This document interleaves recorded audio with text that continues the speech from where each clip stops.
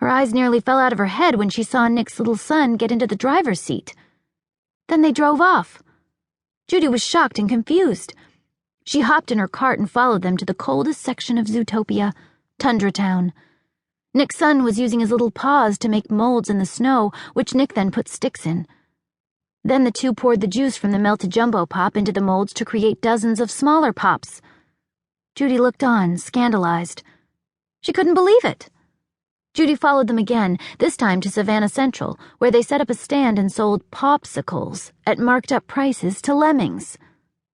"Popsicles! Get your popsicles!" barked Nick. One lemming bought an icy treat, and then the rest of them followed. In an instant, the frozen desserts were completely sold out. Once the lemmings finished their popsicles, they threw the sticks into a recycling bin. When the lemmings were gone, a small door opened in the bin, and the little fox, who Judy realized was not an adorable toddler, but a fully grown fennec fox named Finnick, stepped out with a bundle of used popsicle sticks. Judy was having trouble believing her eyes.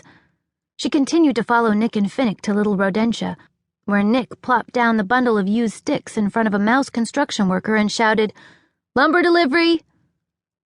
"What's with the color?" asked the construction worker. "The color?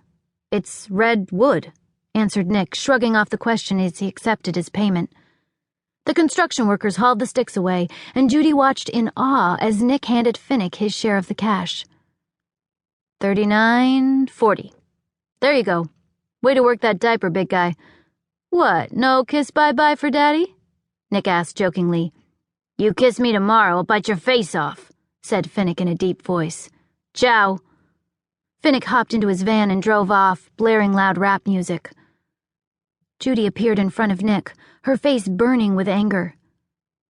"I stood up for you, and you lied to me. You liar!" she yelled. "It's called a hustle, sweetheart," said Nick coolly. "And I'm not the liar. He is." Nick pointed behind Judy. She turned but saw no one standing there. When she whipped back around, Nick was gone. Then she spotted his tail disappearing behind a corner. "Hey!" she said, hurrying to catch up as Nick strolled along. "All right, slick Nick. You're under arrest." "Really? For what?" "Gee, I don't know. How about selling food without a permit? Transporting undeclared commerce across borough lines, false advertising." "Permit." Nick smiled as he showed Judy the document. "Receipt of declared commerce." He showed her a receipt. "And I did not falsely advertise anything. Take care." "You told that mouse the popsicle sticks were redwood," Judy said. "That's right," said Nick smugly. "Red wood. With a space in the middle. Wood that is red. You can't touch me, Carrots. I've been doing this since I was born." "You're going to want to refrain from calling me Carrots." "My bad," said Nick. "I just naturally assumed you came from some little carrot-choked podunk, no?" No," Judy replied as if to say, obviously not. "Podunk is in Deerbrook County. I grew up in Bunnyboro." "Okay. Tell me if this story sounds familiar." Nick's tone changed as he began to talk quickly and boldly.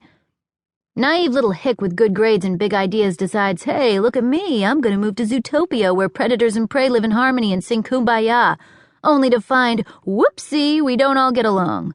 And that dream of being a big city cop? Double whoopsie.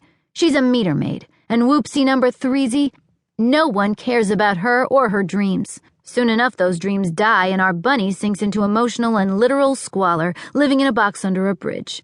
Until finally she has no choice but to go back home with that cute fuzzy-wuzzy tail between her legs to become... You're from Bunnyboro? So let's say a carrot farmer. Sound about right?" Judy stood speechless. She couldn't believe Nick had figured out her fears so quickly. A passing rhino almost pushed her down, knocking her out of her thoughts. "Be careful now," warned Nick, "or it won't just be your dreams getting crushed." Hey, she said, trying to pull herself together. "No one tells me what I can or can't be, especially not some jerk who never had the guts to try and be anything more than a popsicle hustler." "All right, look, everyone comes to Zootopia thinking they can be anything they want. Well, you can't. You can only be what you are." He pointed to himself. "Sly fox,